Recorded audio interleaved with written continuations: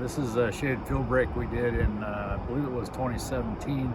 We identified that this would be a good place for a field break, being that you may be able to hear Interstate 90 in the background. It's just over this hill. Just to the east of here is Ellensburg, Thorpe, and Clay Elm is just to the northwest of where we're standing here.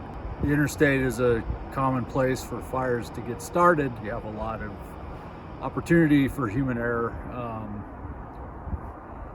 Cigarettes, car crashes, those are common ways to get fires going. But the objective with a field break is we generally are putting them where we have a very well traveled road. So we have really good access to the area. And then we come in, we've pruned the trees up about 20 feet off the ground.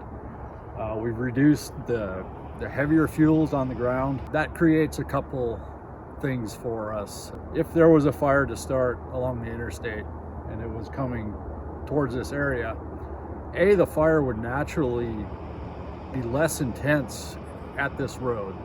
So we could have the option of just having engines along the road to put the fire out. Or if it was a wind-driven fire and we were worried about spot fires going over the road, the fuel's already treated where we could do a backfire here and have pretty good confidence in our success burning from the road back towards the fire, which would also stop the fire spread. The reason we don't take all the trees and everything out is, these green trees behind me they're going to burn a lot slower than dead and down material. And with them being pruned up, the likelihood of the crowns catching fire is very low. We do want to continue to grow trees along these roads, so we just prune them up. They'll make it through a fire as long as we can put that fire out quickly. And also the shade provided doesn't let the ground fuel dry out so much that it causes it to be more flammable or explosive. One of the benefits of doing shaded field breaks and planning ahead for future potential fires is you can take advantage of downtimes for the crews that would work on this type of project,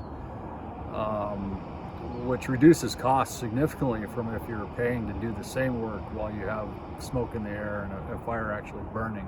I think a lot of homeowners may not even realize the benefits here, but if I put on my wildland firefighter hat, what I would see is oftentimes when we're in the heat of summer, having enough resources to protect each and every home that's in the wildland urban interface, that can be a question mark when there's fires burning all over the West. What I can do to stop fire spread along this shaded field break with 2 engines could save 20 homes, whereas if the fire was to freely burn through this area and get to those homes, I would need 20 engines at least to protect those same 20 homes.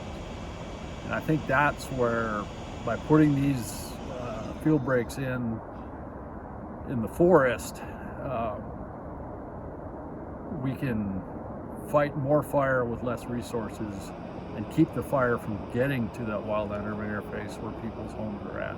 These field breaks are important because as fires are, as we saw last summer, fires are getting bigger and spreading faster, and the forest is more explosive.